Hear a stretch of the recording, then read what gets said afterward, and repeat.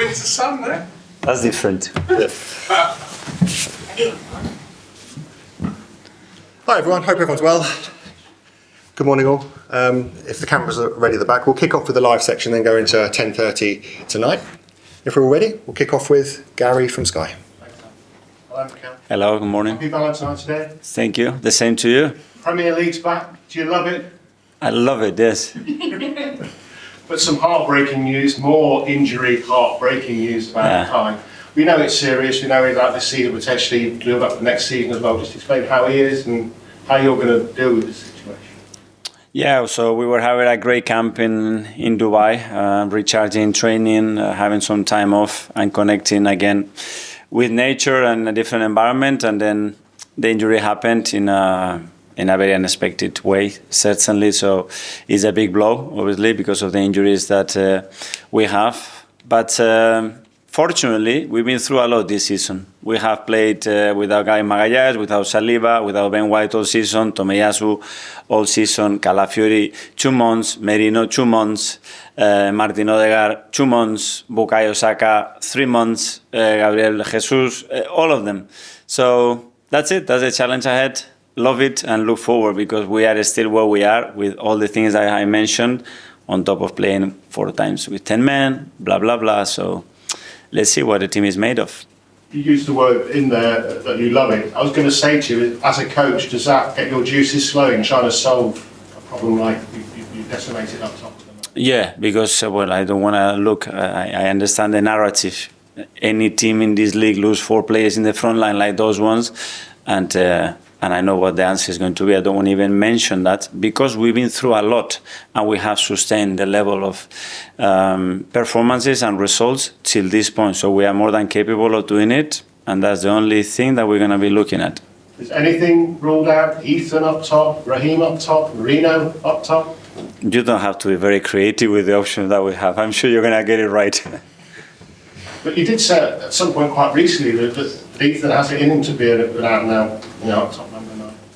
Yeah, the thing is when. I think it's in there. It's more the necessity. It's that a real quality. He's been playing as an attacking midfielder and in the right wing, and I think he's been really good in that position. So that's fine. And a chance for Raheem to shine, give him a chance to play week in, week out. Yeah, and for other players as well, and for Leo probably to play in 2 or 3 different positions. So it's between all of us. We have mentioned that many times. Is adding value from different players, probably being a little bit different in when we have to be with adapting to the qualities and the strengths of our players and go for it. The spirit is certainly the same. With Bukayo, there's been a few headlines. Is he still on the schedule that was set for him, and would you be tempted to try and speed him back because of those problems you got with other injuries? Well, I don't know. When you have a long-term injury, what is faster? In a 10-day injury, 3 days is a lot because it's 30%. In 3 months, a week probably is not that much, but it's too early. It's in a early stage of the rehab. When we get a little bit closer and he starts to do more demanding and stuff and more load, we will see where he is. But just to clarify, there was no setback. No. He's fine. And just finally on injuries, Ben White back in the squad? Yeah, Ben has been training more regularly now, so we have to still manage a lot his load, but it's going to be available, yes. Just moving on, Wednesday night, I don't know whether you saw the match day programme, Everton. Yeah, a few. Liverpool. A bit of housery maybe going on there, your goal against Liverpool? It's probably because it was the last time that Everton beat Liverpool at Goodison, so yeah, good memories. I look young. Yeah, you jumped higher. I was a very powerful player, as you know. The big jump there. Did you jump that high when Everton got that late? I better not tell you the story, what happened. No. It was a funny one. Because I lost connection in that moment. I was watching the iPad and I lost the connection. We didn't know exactly what was going on. So, yeah, good. It makes that... That's the beauty of football, that uncertainty and the fact that for everybody, and it's not the first time, for everybody it's really difficult to win matches in this league. That's why always the hope and the ambition is there, because to do it consistently for 10 months is a very, very, very long league. When I saw that goal, I've looked at it back, took it down beautifully, 20 yards out. the right foot, hit it with the right foot, no chance to Pepe Reina, I think. They're better, Yeah. Looks like you might have an answer to your striker problem. No. Get your bits. I think we'll be in big trouble, my friend. Just with that points difference now, maybe down for 24 hours to 4 at the weekend, does that lift hopes, particularly after Dubai, last season after Dubai, you had an amazing run? Well, when the gap obviously becomes a little bit shorter that you expected, is always really positive. And you need that. At the end is generating momentum, and the next few weeks are going to be critical as well to understand what we're going to, after the international break, where you are with 6-7 weeks to go in the season. Thanks. Thank you. Chris Tirai from the Premier League. Hi. All clubs deal very differently with injuries, and you said previously it's a really good time for Saka to take a break. Obviously, it'll be good for Kai as well. But as a manager on a daily basis, how do you focus? You have to pay your attention on the next game, on winning, the players that are on the pitch. But how do you make those that are in this period where they do need to focus on themselves still feel included and focused for when they return too? Well, keeping them as much as possible close to the team and involved, and they are very responsible as well, managing the spirit, the energy of that team and supporting in the best possible way to maintain the standards, to maintain the belief around the team and to be connected. Because when you come back, if you've been in the process every single day, I think after it's much better to achieve again the performance level that you need. And Arsenal are one of the best final third pressing teams in the world. Like Kai, Saka, and Martinelli, they're a massive key in you achieving that. Will you try to maintain that by playing players out of position like Rice or Marino, or will you have to change overall the way you typically press? We will have moments, I think, in relation to the opposition's qualities and the intention that they have, and their availability. Again, hopefully we will be better and better and better in the next few weeks. But for now, always adapt to the qualities of the players. Leicester next, away. They've had a mixed season, but they've put in some capable performances. What have you made of them so far, and what sort of tactical battles do you expect? Yeah, very difficult, and at home as well against top opponent, they made life very, very difficult. I know Ruud very well, and how he sets up his teams, and you can see the spirit there, and that they are very much alive, and they are a threat. Thank you. Ian Talksport. Hi, Mikel. How are you? Good.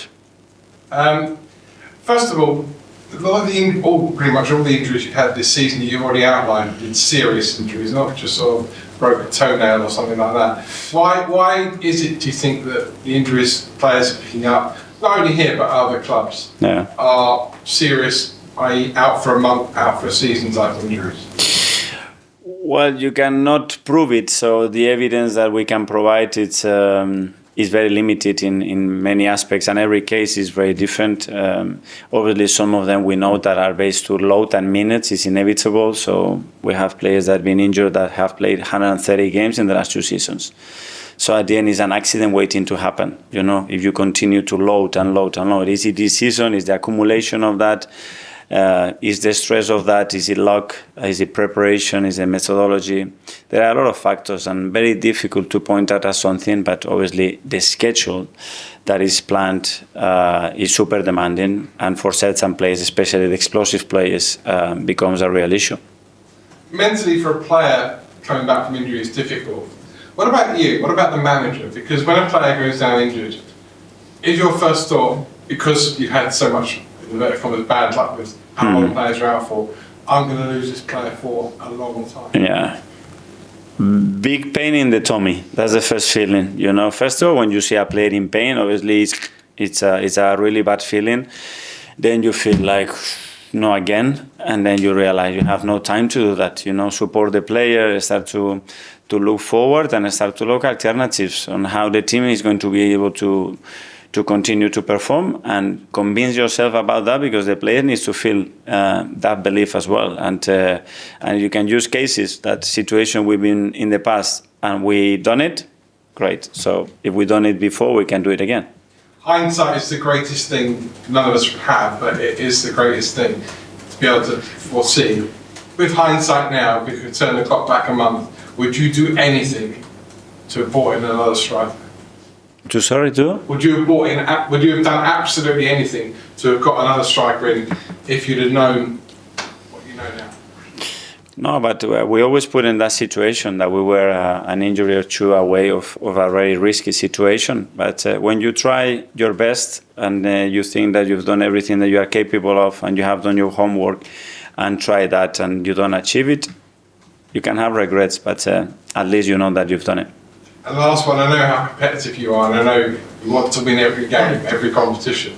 But now, realistically, because of how short you are in terms of the players you have, especially attacking wise, are you going to have to think, I'm going to have to limit my ambitions this season, regroup in the summer, and then go again? If I do that, I prefer to go home. No chance. Yeah. Okay, we'll go to Alex from the BBC. Hi, Mikel. Yeah. What's the spirit in the group, like you said there, when you see a player getting injured, pain in the tummy? Have you had to lift up the group after another key player's got a long-term injury? Yes, there is always a moment, and it happened when we were training super well and we're in the best environment, and suddenly this happens. But you have to turn things around at the end. Unfortunately, we go through that a lot. You could see the reaction with Gabi Jesus got injured and the reaction of the whole team and how we feel about that. Tomiyasu is another one that has been really struggling with these kind of situations. Ben, when Mikel just came in and suddenly he's on the floor and he's out for 6 or 8 weeks. Unfortunately, we had a lot. It's part of the game. It's part of our profession. We have to deal with that. Well, because of this particular injury, did you see more of an impact on the squad? Did you see any change after Kai Havertz's injury? Was it like you could see on the players, oh no, not another one? The reaction is, okay, what else do we have to do? Let's do something else. What else we have to do? That's it. That's the reaction. Art Athletic. Hi. Can I just ask how Kai did his hamstring? Would that be okay to know? Yeah, he was going to stop a shot after a set piece and stretch the leg and he felt his hamstring. And in terms of the options you have now, obviously very different profiles to Clay in terms of height and frame. Sorry for my voice. Yeah. I was just wondering, would that change the way you kind of not approach your philosophy of how the game's played, but just maybe a few different tweaks for the different profiles you have with Leo, Raheem? Yeah, we have to. There are certain things that we're going to have to adapt, and again, it brings another opportunities as well, because we're going to have in the front line players that are very unpredictable. So good in 1v1s, very creative, very sharp, and it's going to give different headaches as well to the opposition. And just on one thing you said before, on the accident waiting to happen with just the scheduling, Yeah. I was also wondering about the workload players have to do now in, I guess, modern football. Is that something you also feel kind of contributes? Because I know a few weeks ago you mentioned Kai making those runs all the way back to, I think it was zone 6, said. So with all that workload, is that something that also comes hand in hand with the schedule? Yeah, well, the intensity obviously is going to a different level, and the demands that we put in play in terms of the amount of minutes and in this competitive environment, it's higher and higher. So it's just a consequence of that. And you look at all the graphics and the injuries that had happened in the last 2 seasons, especially this season, and long-term injuries, especially muscle and tendon involvements, is higher than ever. So there is a relationship, and even the data of the sample is small. I think it's very clear. Simon for Standard. Mikel, in terms of the solutions and things you can do, obviously you are still able to bring in a free agent if you want. Is that something you're considering? Are you still looking at the market? Well, explore every possible situation and make a decision from there. And the other one as well is obviously, I know Max was out with you in Dubai. Yeah. I know the Premier League rules need to be an under 16, but there is some sort of possible scope that you could request the Premier League that you could play him. Is that something you're considering? Yeah, well, we have Max, we have many other kids as well there. It's a big opportunity for us to see them in our environment, and it's clear on the rules on age restrictions at the moment, and very difficult to change that as well. Tom for London. Hi, Mikel. You mentioned earlier about the narrative and us all trying to work out formations and lineups. Is there an argument that sometimes that you might want to keep more of a senior player in reserve on the bench, and you might play, for instance, a younger player from the start, just so you've got that more senior option to come on later in games?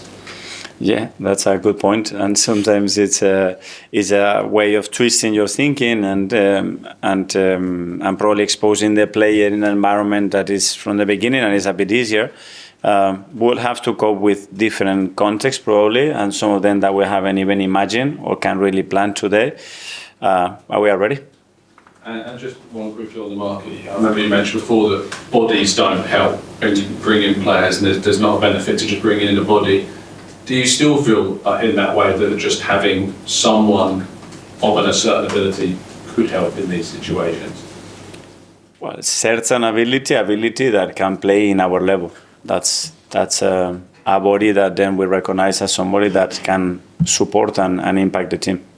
James, ESPN. Mikel, you talk a lot about the load on players, but is there anything you can do in training? How do you have to adapt training to these games every 3 days? Can you even train properly? No, we're very limited. We train less than ever. You see our data, we train less than ever. It's normal. There's no time for training. But we talk about training only what happens in the grass. The biggest problem is that you don't train the muscle. That's the problem. So the muscle is undertrained, and then you expose the muscle and the tendon to an exposure that they cannot absorb because the tendon needs 72 hours to recover. So a lot of people talk about what we're doing outside. It's not inside, it's inside. When you have to load that muscle for 2, 3, 6, 8 weeks, you haven't trained it, the risk of injury is much bigger. One, because the muscle or the tendon is not recovered, and then it's not prepared to absorb the load and the stress that you're going to put him under again every 3 days. That's the problem. So when you say accident waiting to happen, that's what you're talking Yeah. about. You've obviously had to show a lot of resilience already this season. You mentioned all the injuries you've overcome. Does that sort of give you confidence that you can deal with this again? And you've already come through so much, and you're still back there in the title race. Yeah. And look at all the factors that can give you an edge that maybe they weren't there, you know. And a big one, again, is going to be our people, our supporters. If we're going to be short in certain areas, they can contribute in a way that nobody else can impact the team. And it's with that energy. And so when the energy can change momentum, can change belief, and can put a player from this level of performance to that one without me talking to them. And that's a big power. And we have to use everything that we have in-house and in our domain to do that. And that Everton goal on Wednesday, you talk about momentum changes. That helps, you know. It seems that it helps when you see your team performing and what we've done in the Champions League and what we are doing in the league with all the conditions that we are in. That massive belief, you know, and the players' reaction is really what it gives me being in the mood that I am, that they want more and they are not satisfied and they're not going to stop with that. Okay, last couple in the live section. Harry from BBC London. Mikel, Raheem Sterling has not played as much football as maybe some people expected him to when he arrived at the football club, but you know him inside out. How do you get him going now for a period of time where he's going to be central? Well, he's been much more involved recently as well, and he's married and he has earned the right to do so. And obviously now in terms of the minutes and the availability we have of players, other players are going to have more exposure, and certainly Rice will be one of them. Okay, and finally a question in Spanish from Mel at the back. Yeah. Hola. Ha tenido el tiempo en Dubái con el equipo y con las familias de todos los jugadores. ¿Qué es la importancia de ese tiempo ahí para relajar en la mentalidad de todos, para los jugadores y para usted? De convivir, al final ellos son la parte más importante de todo lo que hacemos, porque es la parte que nos da el soporte emocional, los que están con nosotros todos los días, y tenerlos cerca en un entorno donde no hay competición y donde todo el mundo está un poco más relajado es la mejor manera de conocernos, de entendernos, y yo creo que es un momento bonito de vivir juntos. Y esta noche, claro, vas a estar en un hotel en esta. ¿Vas a hacer algo con el equipo, llevarlo a un restaurante o hacer algo con todo este amor que está en el aire, o va a dejarlo todo solo? Por el San Valentín, dices. Sí, con San Valentín no quieren estar conmigo, quieren estar con su mujer. Bueno, a ti. Okay, sorry, Mr. Lath at the back there, sorry. Okay. On the wide point, Mikel, winning to North London Derby on Sunday, do you have a word for the team? All the best, and let's do it again. Sorry? Yeah, I heard. You know, it's gonna be packed, and it's just a joy to watch again the amount of support that